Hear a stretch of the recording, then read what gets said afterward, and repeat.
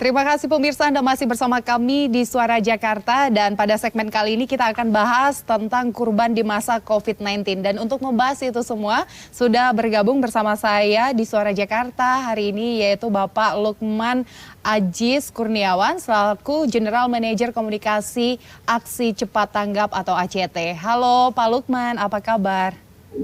Alhamdulillah baik.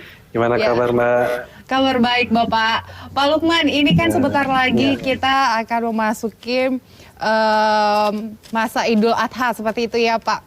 Nah ini untuk bagaimana sih cara ACT sendiri untuk merealisasikan kurban di tahun ini?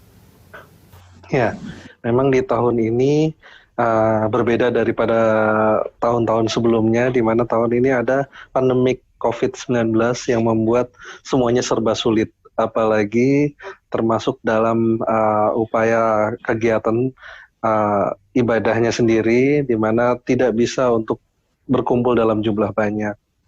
Nah, selama ini memang ACT sudah menerapkan pola kurban dengan metode digital, artinya transaksi dan pemesanan untuk kurban dilakukan semua dengan sistem digital, sehingga tidak perlu tatap muka. Ini yang dilakukan oleh ACT sudah sejak beberapa tahun yang lalu.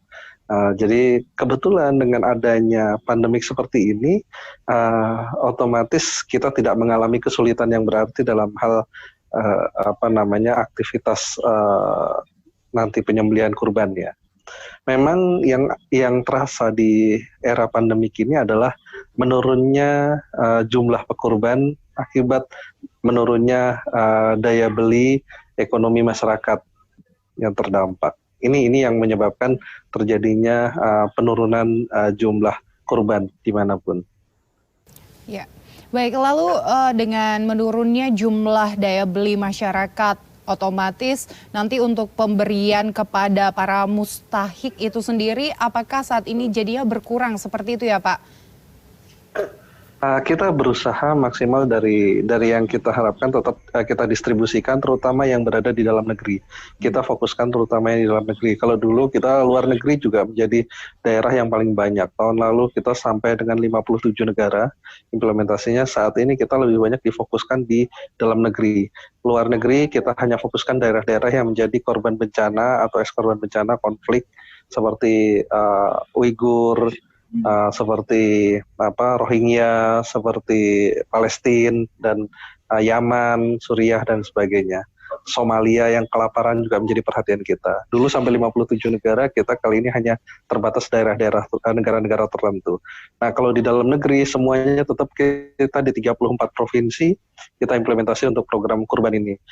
Nah, penyalurannya, distribusi dilakukan, penyembelihannya dilakukan di cabang-cabang di seluruh Indonesia yang kita miliki. Kita punya 46 cabang di seluruh Indonesia. Nah, ini melakukan aktivitas penyembelihan hewan kurban untuk didistribusikan di 34 provinsi dan 265 kabupaten kota. Dalam setiap tahunnya berapa banyak Pak untuk untuk biasanya? Untuk dalam setiap tahunnya berapa banyak jumlah kurban yang disalurkan Pak? Kalau tahun lalu kita jumlah yang kurban di kita itu mencapai 35.000 ekor lebih setara kambing. Tahun sebelumnya juga tidak jauh beda jumlahnya. Tahun ini kita berharap ada peningkatan signifikan, berharap bisa mencapai 100.000 ekor setara sapi. Tapi bagaimanapun kondisi pandemik ini tadi seperti digambarkan tadi mengalami penurunan dalam jumlah kondisi ekonomi masyarakat ya. Jadi kita tidak berupaya untuk menargetkan agar maksimal, tapi kita berupaya sebaik mungkin untuk seluas-luasnya kita ajak masyarakat terlibat membantu sama yang terdampak, karena bagaimanapun kurban ini juga bagian dari upaya kita memberikan bantuan kepada masyarakat yang terdampak dari COVID. Pola penyalurannya pun kita jauh lebih safety, lebih aman, yaitu seperti ambil contoh kita di Jakarta ya.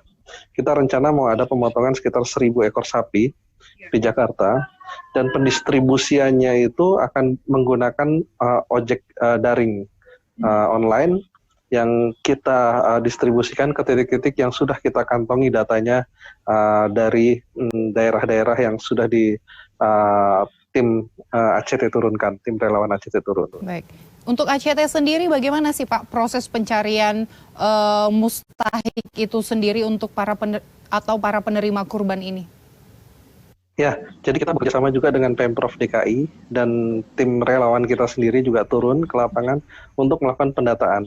Kebetulan di Pemprov DKI ada lebih dari 200 RW yang kategori miskin, ya kategori mayoritas warganya adalah tidak mampu. Itu juga menjadi konsen perhatian kita untuk menerima distribusi daging kurban kita. Nah, selain itu, kita punya kantong-kantong relawan di tiap kecamatan dan kelurahan di Jakarta. Itu salah satu tugas utama mereka adalah mendata para mustahik. Jadi setelah itu dilakukan di cross check di tingkat pusat, lalu dilakukan verifikasi data. Kedua adalah dengan cara HCL, kita ada Humanity Care Line bagi masyarakat yang memang tidak mampu untuk dapat menghubungi Humanity Care Line kita di seluruh Indonesia, di cabang-cabang kita, itu nanti akan ada pengantaran kepada yang bersangkutan. Ya, untuk ACT sendiri program pembelian hewan kurban ini seperti apa Pak? Ada apa saja programnya? Kita ada metode langsung dengan masuk ke dalam website kita www.globalkurban.com. Bisa di situ dipilih langsung hewan kurbannya atau lewat agen. Jadi kita mengajak masyarakat mereka-mereka yang tidak terdampak COVID sehingga tidak ada pekerjaan, mereka bisa mendaftar menjadi agen kurban kita. Mereka yang agen kurban ini bisa menawarkan kepada para pekurban untuk bisa berkurban melalui agen-agen tersebut. Nah, dari agen-agen inilah tentunya kita juga siapkan aplikasi IT-nya ya untuk dari gadgetnya sang agen ini langsung bisa masuk kepada proses transaksi kurban kita. Jadi ini memudahkan. Nah, tentunya agen-agen ini akan mendapatkan persentase khusus yang berhasil untuk menjualkan hewan-hewan kurban kita.